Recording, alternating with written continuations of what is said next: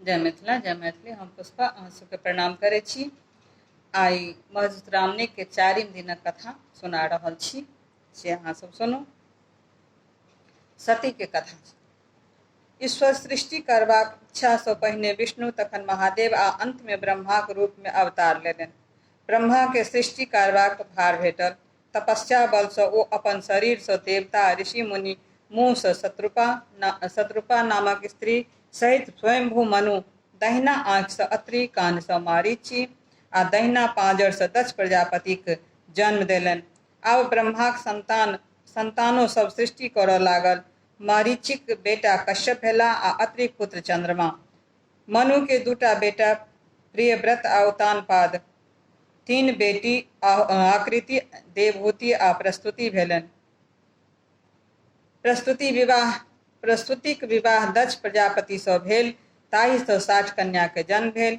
ओहि में 8 कन्या विवाह धर्म सँ, 11 केर रुद्र सँ, 13 कश्यप सँ, 27 चंद्रमा सँ आ 1 गोट सती नामक कन्याक विवाह महादेव सँ भेलनि। चंद्रमा अपन स्त्री सभ में रोहिणी के सब सँ बेसी मानैत छलखिन, तें बाकी 26 बहिनक हुनकर बहुत डाह होइत छलनि। ओ सब अपन पिताक दक्ष के एकर उल्लंघन देलखिन। दक्ष आसन जमा चंद्रमा के बुझेबाक चेष्टा केलनि, किंतु ओ सब निष्फल भेल। दक्ष क्रोध सँ हुनका श्राप दऽ देलखिन, अहाँ के क्षय रोग भऽ जायत आ संपूर्ण शरीर गलि जायत। चंद्रमा के शरीर दिन दिन गलऽ लागल। ओ देवता सब सँ गुहारि लगौलनि, किंतु केओ हुनकर रक्षा नहि केलनि। अंत में ओ अपन साढ़ू महादेवक शरण में गेला। ताबत चंद्रमाक देह बहुत गलि गेल छल, किछुए बचल छल। महादेव हुनका अपन कपार पर चढ़ा लेलनि। हुनकर देह गलनाइ बंद भऽ गेल। तखन दक्ष के एकर पता लगलनि तऽ ओ दौड़ल महादेव लग गेला आ हुनका चंद्रमा के अपन माथ पर सँ उतारि देबाक लेल कहलखिन। महादेव ई बात अस्वीकार कऽ देलनि। ओ अपन शरणागतक तिरस्कार नहि कऽ सकैत छथि। दक्ष प्रजापति तहिए सँ अपन जमाय महादेव सँ औसजन कऽ लेलनि। दक्ष अपन तामस के देखेबाक लेल एक पैघ यज्ञक आयोजन केलनि। ओहि यज्ञ में देवता मुनि के नौत देलनि, किंतु महादेव के छोड़ि देलनि। यज्ञ प्रारंभ भेल। सब लोक देखबाक लेल उम्हर जाय लगलाह। देवतागण अपन विमान सँ चललाह। सबके अपन नैहर दिस जाइत देखि सती महादेव के ओकर कारण पुछलखिन। सती जखन बुझलखिन जे हुनके नैहर में एतेक पैघ यज्ञ भऽ रहल अछि तऽ ओ महादेव सँ बिना नौते ओतय जाय लेल जिद ठानि देलखिन। अंत में महादेव हुनका अपन सेवक वीरभद्रक संग नैहर पठा देलखिन। सती जखन अपन पिताक यज्ञ स्थली में पहुँचली तऽ केओ हुनका बैसहो तक लेल नहि कहलखिन। सब हिनका दिस ताकि काना फूसी करऽ लागल।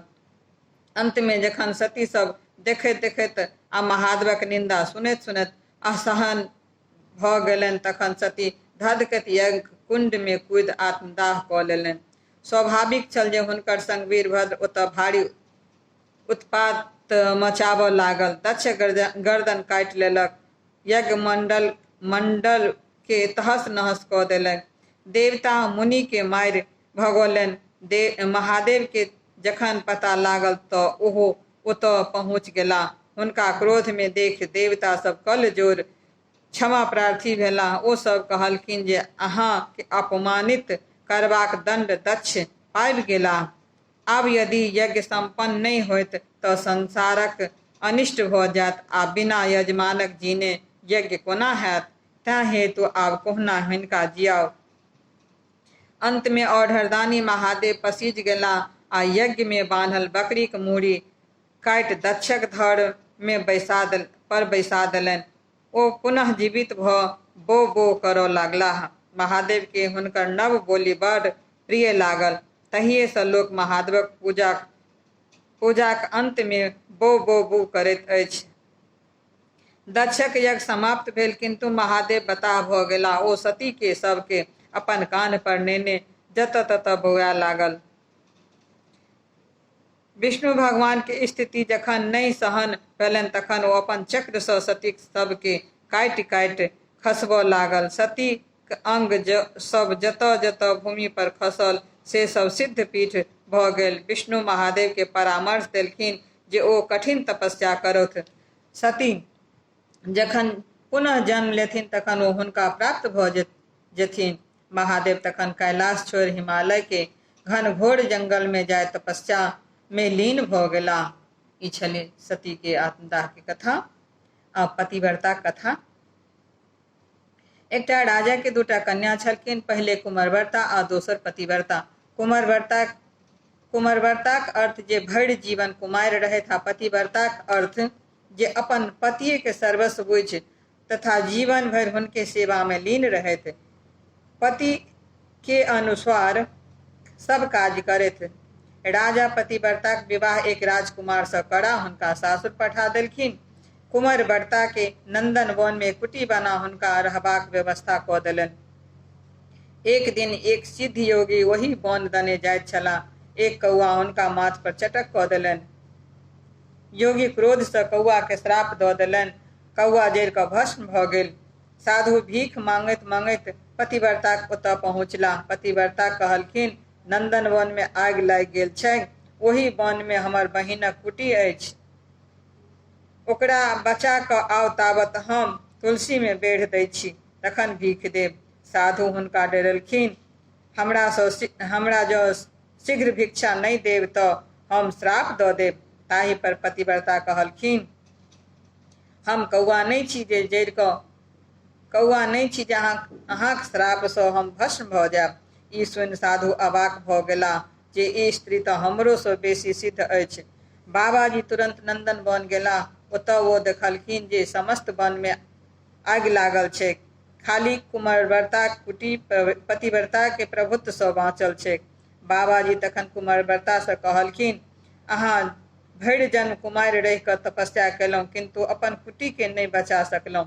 अहाँक कुटी पतिव्रताक प्रभाव सँ बाँचल, तेँ ई सिद्ध भेल जे कुंवरव्रता सँ पतिव्रता पैघ होइत छै।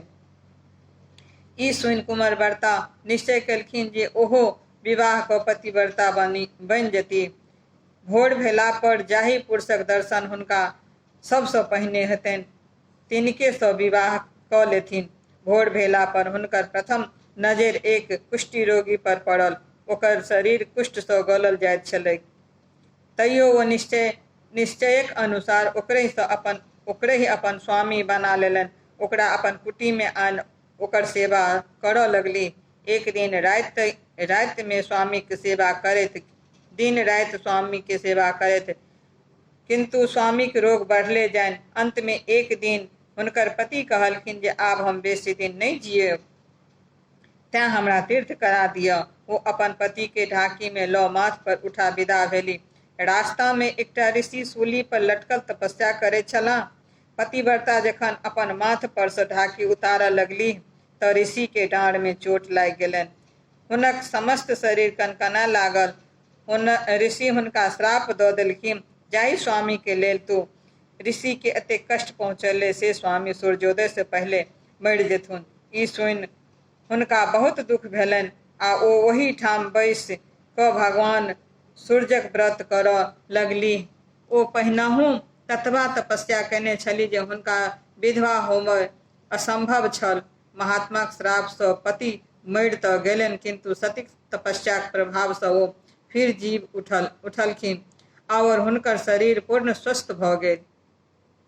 एही तरहे सती के कतेको महिमा देखल गेल अछि। तेँ हेतु सती, सीता, सावित्री, अनसुईया, बेहुला आदि के गुण गान एखनो धरि होइत अछि। यदि कोनो स्त्री मन सँ अपन पति के सेवा करैत छथि तऽ हुनका कोनो प्रकारक कलेश नहीं होइत अछि। ओ सती, सीता, सावित्री जेकाँ अमर बनि जाइत छथि। ई छल 4म दिनक कथा।